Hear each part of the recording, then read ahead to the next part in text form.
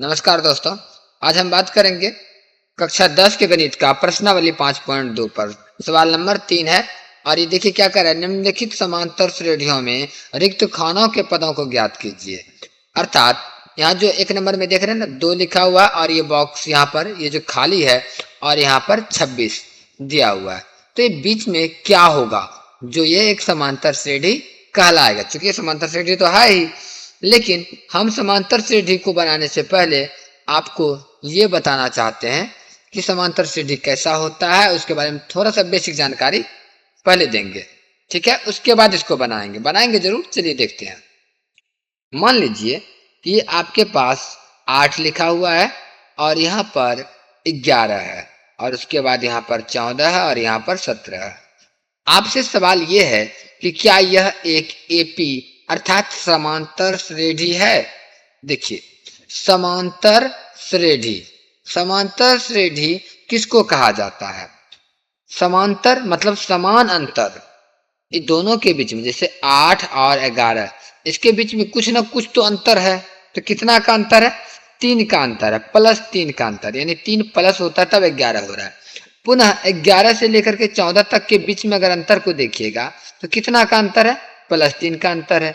तो मतलब जब किसी भी एपी में जो लगातार दी गई संख्या होती है उन सभी संख्याओं के बीच में यहाँ से 8 से 11 तक आने में कितना अंक प्राप्त करना पड़ेगा? मतलब 3 कदम चलेंगे तब 11 मिलेगा। 8 से आगे 3 कदम चलेंगे तब 11 मिलेगा। पुनः 11 से 3 कदम आगे चलेंगे तब 14 मिलेगा। 14 से 3 कदम पुनः आगे चलेंगे तब 17 मिल रहा। अर्थात सभी जगहों पर 3-3 का अंतर है, अर्थात समान अंतर है। इसीलिए यह एक समांतर श्रेणी है। यह क्या है? समांतर श्रेणी है, अर्थात एपी है। ठीक है। दूसरा, जैसे मान लीजिए 7 है, पुनः 10 है और 12 है और फिर 15 है, तो क्या यह एक एपी है? सवाल नंबर 2 को देख लीजिए। क्या मतलब यह एक एपी है? तो देखते हैं यहाँ पर 7 से 10 यहाँ पे 3 का अंतर चल रहा है। यहाँ पर कितना का अंतर है? 3 का अंतर है। ठीक है, लेकिन 10 से 12 यहाँ पर अंतर कितना का हो गया है? 2 का। मतलब 7 से 3 कदम आगे बढ़ेंगे तब 10 मिलेगा, फिर 2 कदम आगे बढ़ेंगे तब 12 मिल जाता है। तो यहाँ पर हमको 3 कदम चलना पड़ा और यहाँ पे मात्र 2 कदम चलना पड़ा। तो अंतर समान तो नहीं हुआ, क्योंकि यहाँ पर अंतर 3 का है, यहाँ पर अंतर 2 का है। अर्थात यह एक समांतर श्रेणी नहीं है।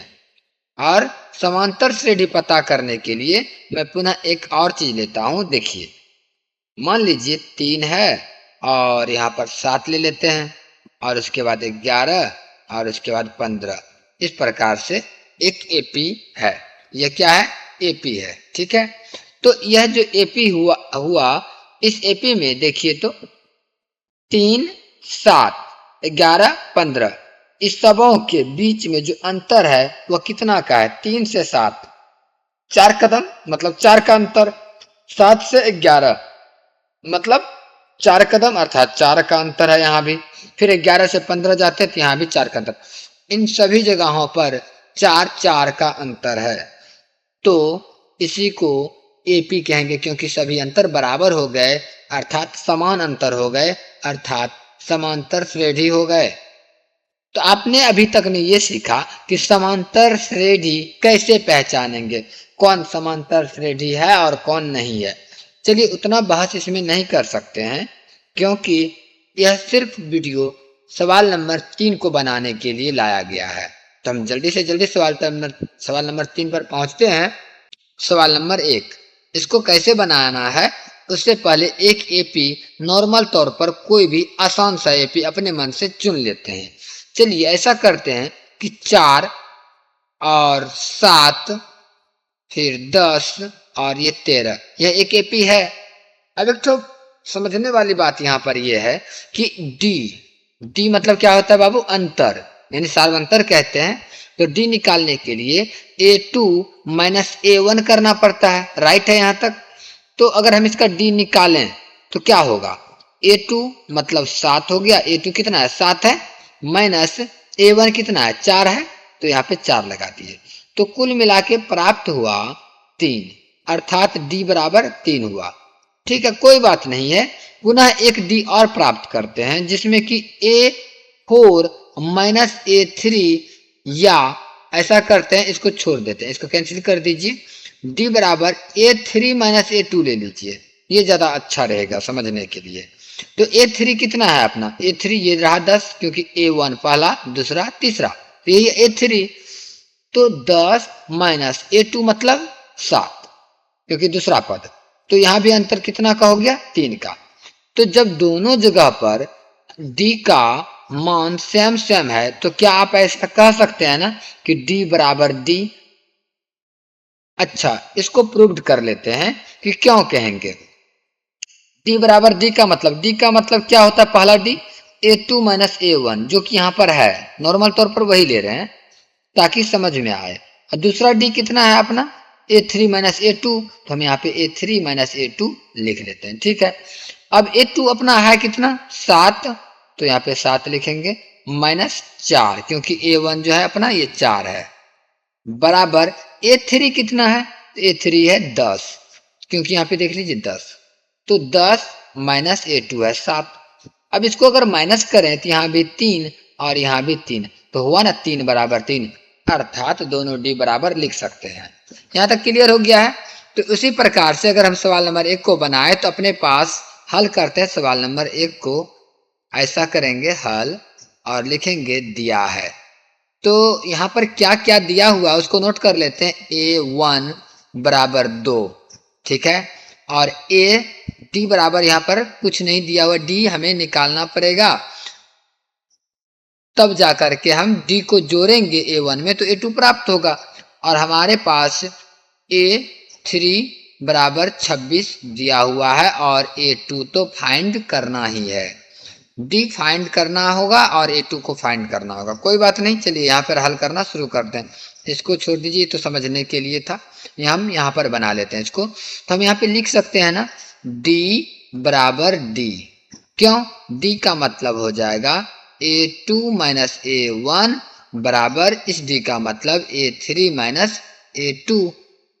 क्यों, देखिए A2 माइनस A1 मतलब ये रहा आपका A2, तो इस A2 में से A1 को माइनस करेंगे तो D प्राप्त होगा पहला। दूसरा D जो है A3 माइनस A2 करेंगे तो हमें D प्राप्त होगा, क्योंकि दोनों D बराबर होगा, क्योंकि मतलब दोनों जगह से अंतर बराबर होने चाहिए, तभी तो समांतर श्रेणी कहलाएगा।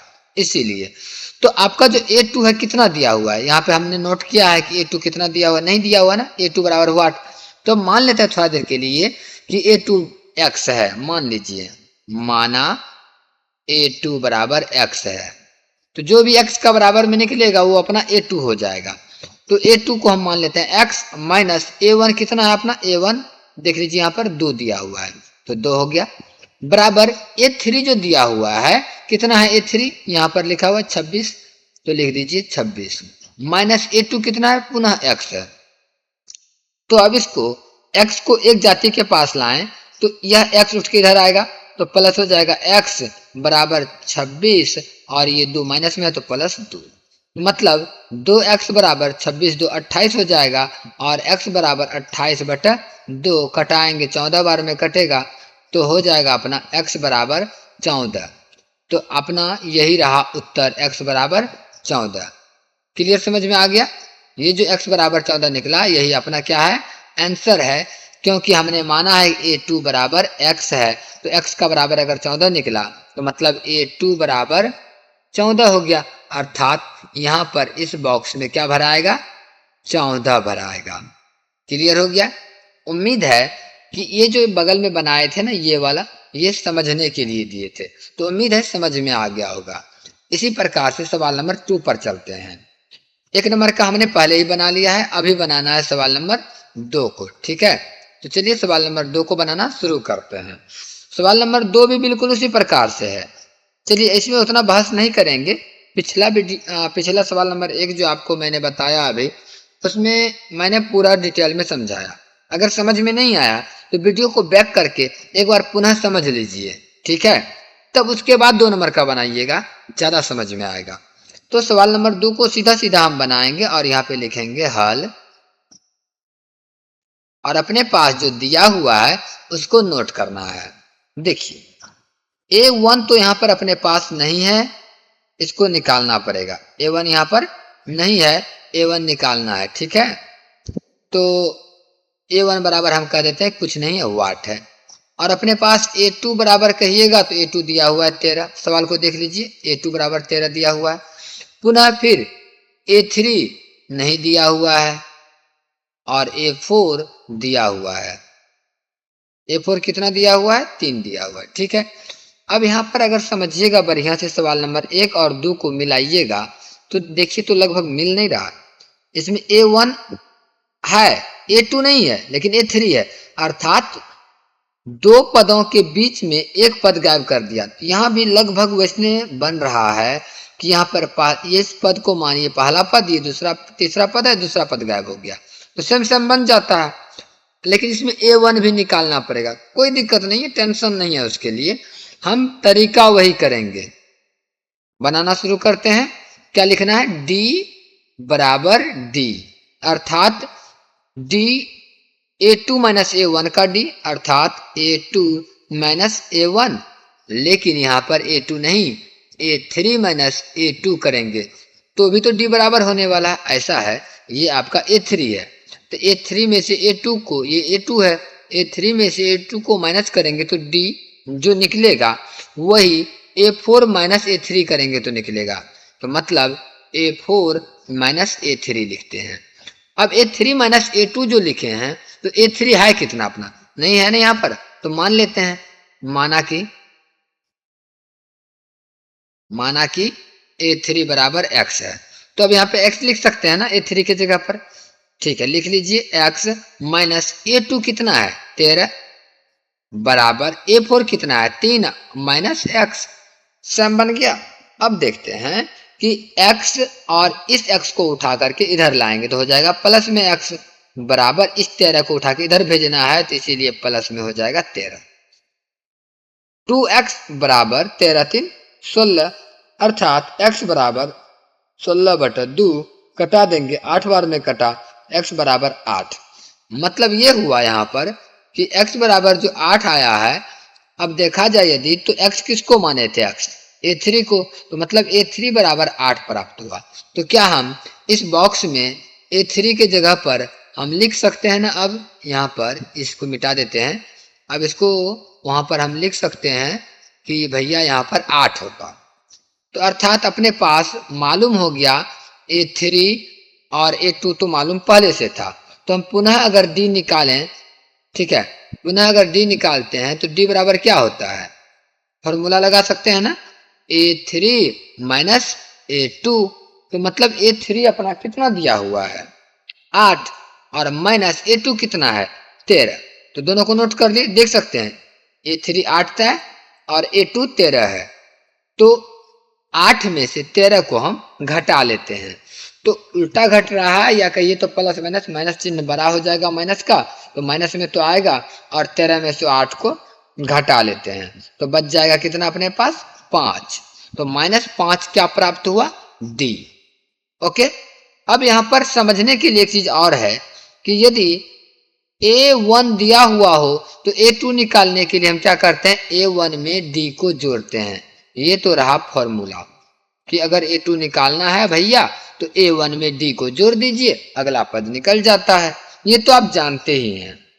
तो यदि हमें A2 दिया हुआ हो, D भी दिया हुआ हो, मतलब A2 मालूम हो और D भी मालूम हो, A1 निकालना हो तो क्या कर सकते हैं?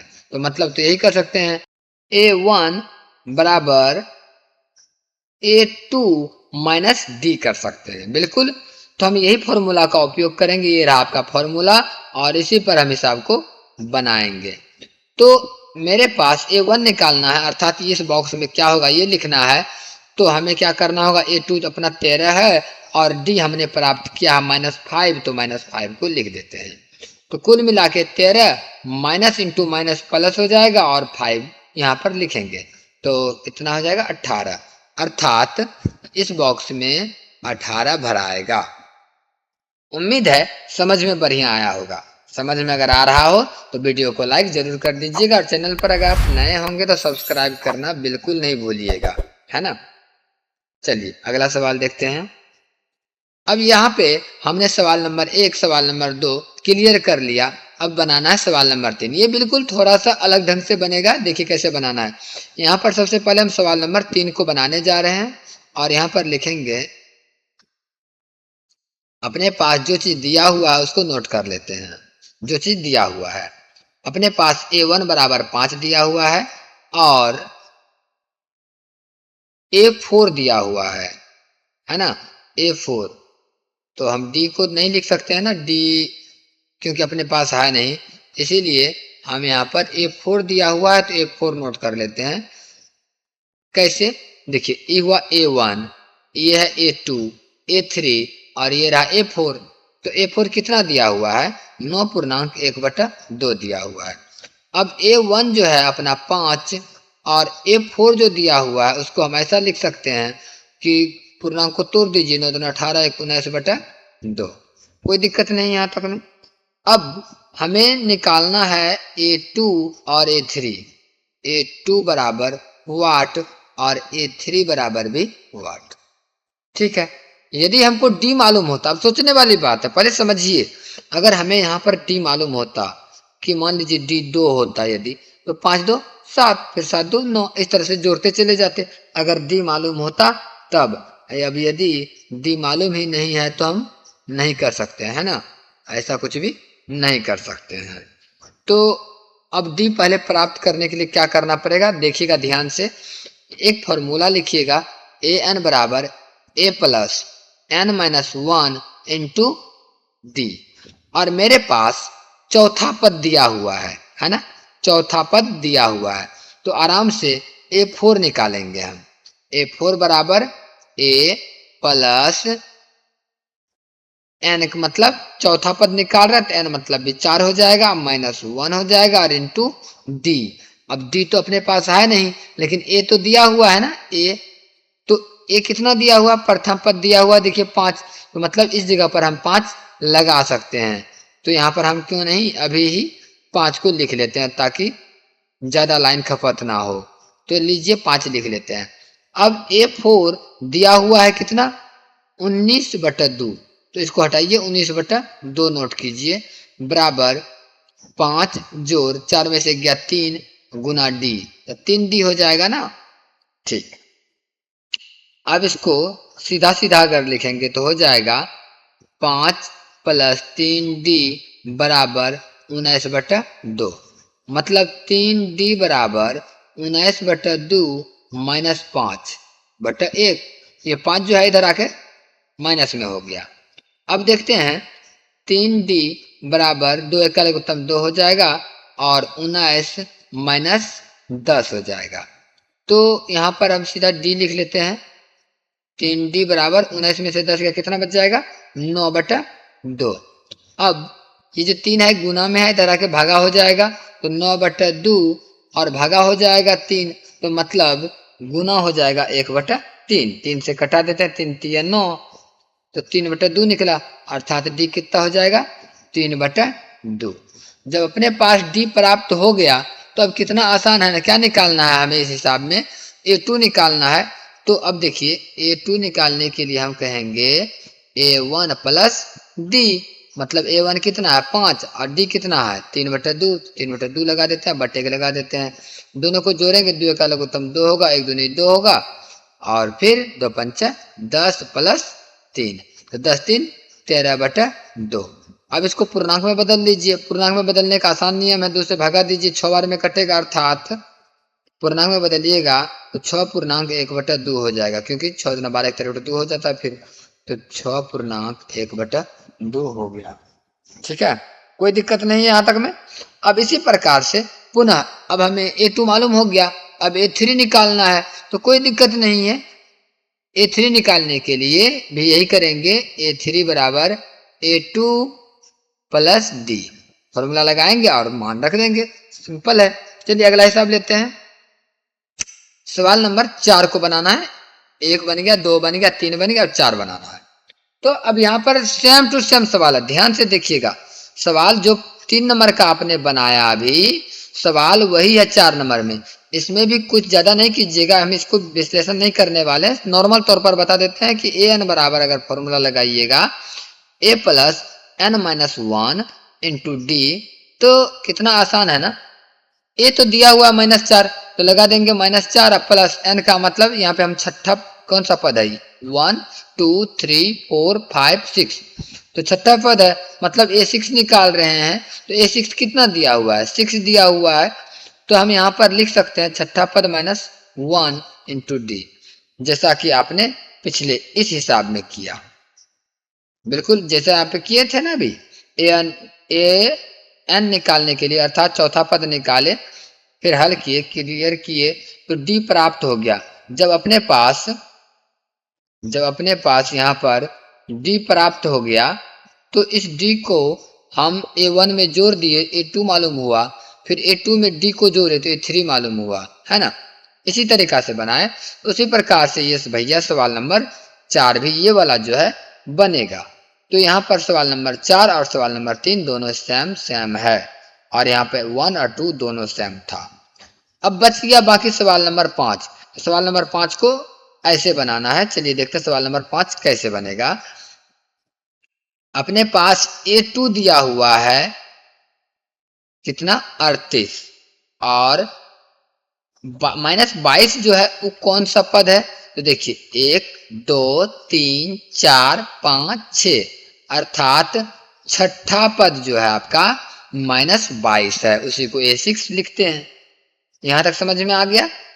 अब जब हमें A2 और A6 मालूम है तो हम पुनः क्या करते हैं, ऐसे हिसाब को बनाने के लिए नन्नू A2 ही प्राप्त करेंगे।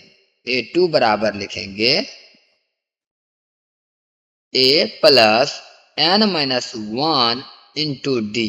अब चूंकि 2n के जगह पर लिखा हुआ है इसीलिए n का मतलब 2 होगा, और A2 दिया हुआ है 38 तो इसको लिख लेंगे बराबर A का मतलब हो गया कुछ नहीं क्योंकि A अपने पास नहीं है, और n का मतलब 2 माइनस 1 इंटू डी का डी।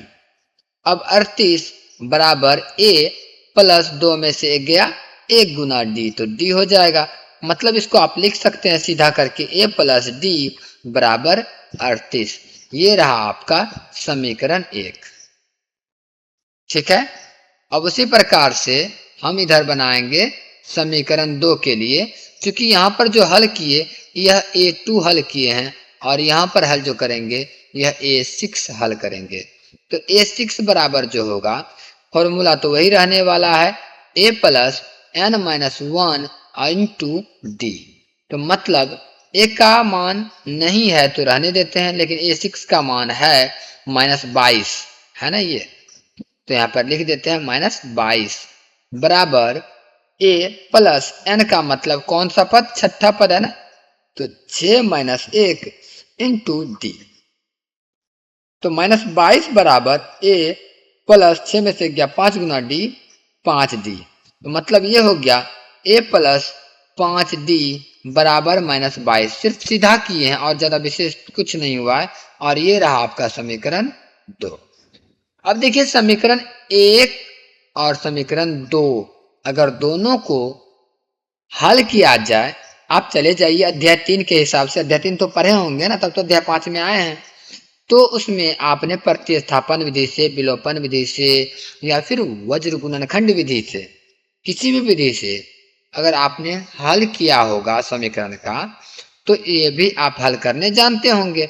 समीकरण 1 और समीकरण 2 को हल कर लीजिएगा।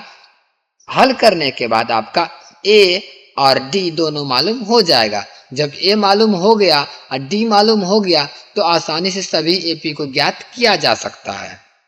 अगर समझ में आ गया तो बना करके इन सभी पदों में क्या क्या होगा आप कमेंट बॉक्स में जरूर बताइएगा, और अगर नहीं बनेगा वो भी बताइएगा कि नहीं बन पाया था। हम सिर्फ और सिर्फ 5 नंबर का ही बना करके वीडियो अपलोड कर देंगे। तो मिलते हैं अपने अगले वीडियो में, तब तक के लिए जय हिंद।